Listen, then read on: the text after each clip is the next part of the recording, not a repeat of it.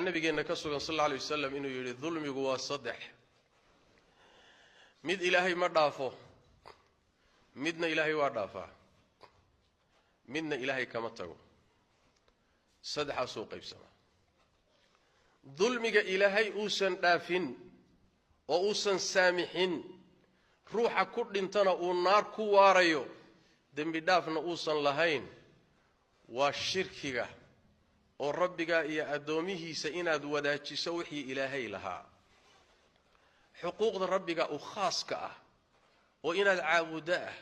oo inaad barido ah oo inaad tala saarata ah oo inaad keligii ku xidhanta ah oo inaad isaga ateecda ah oo inaad sharcigiisa sharci ka dhigata Allah tabaaraka wa ta'ala xuquuqdiisa u khaaska ah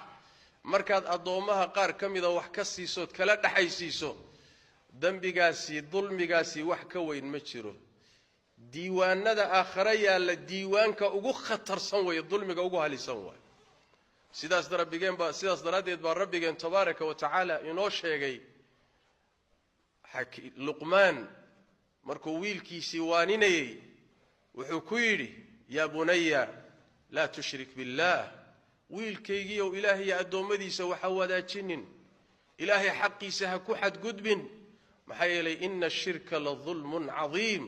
shirkigu waa dhulmi weyn dhulmi ka weyn ma jiro sababtoo way rabbiga isaga ku abuurtay asaga inta kula ekaysiiyay keligii baa gacanta kugu haya asaga ku maamulaya asaga ku irsaaqaya lalama wadaago milkiga maamulka irsaaqida dilida nooleynta isaga maamulaya koonkan lalama wadaago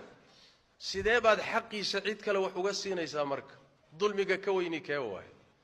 rabbiga tabaaraka wa ta'ala keligii caabud dambi ka weyni ma jiro allah tabaaraka wa ta'ala wuxuu yiri shirkiga ruuxi ku dhintay alla dhaafi maayo dunuubta intaada kale waa la dhaafaa inta kale ruuxadu ku dhinto ka soo socda ka hadlaya qodobka xige ilaahay waa saamixi karaa hadduu doonana adoonkiisa waa u cadaabi karaa laakiin shirki ruux ku dhintay rajo male saas daraadeed baa rabbigeen tabaaraka wa ta'ala kaliya ruuxu inuu amalkiisu baabaayo ma aha kaliya inuu dulmi yahay hatta wixii kaleed samaysay ku xadgudubto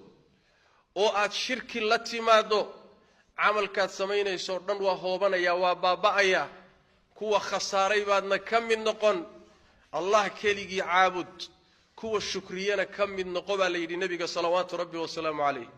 anbiyada ilaahay markuu ilaahay ka hadlayo in badan magacyadooda tilmaamayna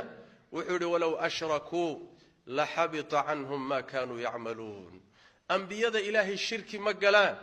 laakiin arintu waxa weeye weysha gowrac dibuga ha ku qusqaatee khitaabka anbiyada loo jeedinaya laakiin waxa loo wadaay hadalku u dhacayo waa ummadaha way iyaka aani wasma'i ya jara hadalku inagu inoo dhacaya sidaas daraadeed dulmiga ugu weyn waa shirkiga iska jir iskana ilaali meeshii lagu sheegana ka fogow ha ku khamaarin diintaada iyo aqeedadaada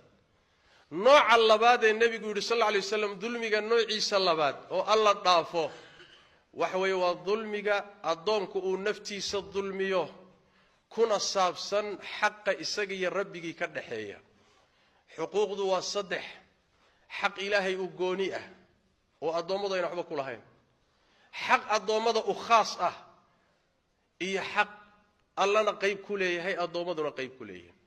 isku jira sidaasay fuqahadu u qaybiyaan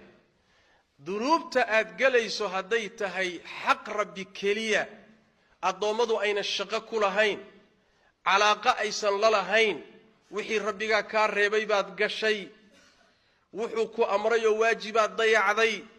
wa xuquuqda adiga rabbiga idin ka dhaxaysan cid kale calaaqa la lahayn dunuubta halka laga galo ilaahay tabaaraka tabcan shirkiga ka sokeeya alla waa dhaafaa لأن ربنا تبارك وتعالى ونحريس بدنه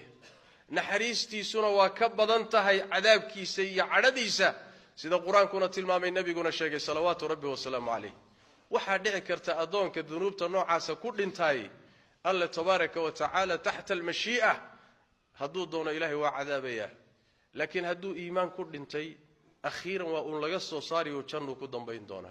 لأن الروح إيمان كود انتهى هبا يراده نار كواري مايو ودعي كرتا إن لقليو لقاقويو وحي أوقالي لكن نار كواري مايو وحاكرو دعي كريت ربي تبارك وتعالى إنو إسكا سامحو إسكا عفينا واسور تقل نوع اللباد الذنوب تكاسوي أما الظلم نوع عيسى اللباد النبي قلت المامي صلى الله عليه وآله وسلم نوع السدح هذا النبي صلى الله عليه وسلم وحوي ظلم أوسن إلهي الدينين كما اتقوا والظلم الضمضوا أيش ظلمنا يا الله دين ما يتبارك وتعالى إلى أوكل قصاصه وحقوق ضد أوكل السيو إسكبنا في آدمها يتشنك مكلفين إسكب داي ثقلين كإسكب داي حتى بهائمتا يدور شوكتا يحولها ربي تبارك وتعالى محكمة دي سوائن أوكل القصاص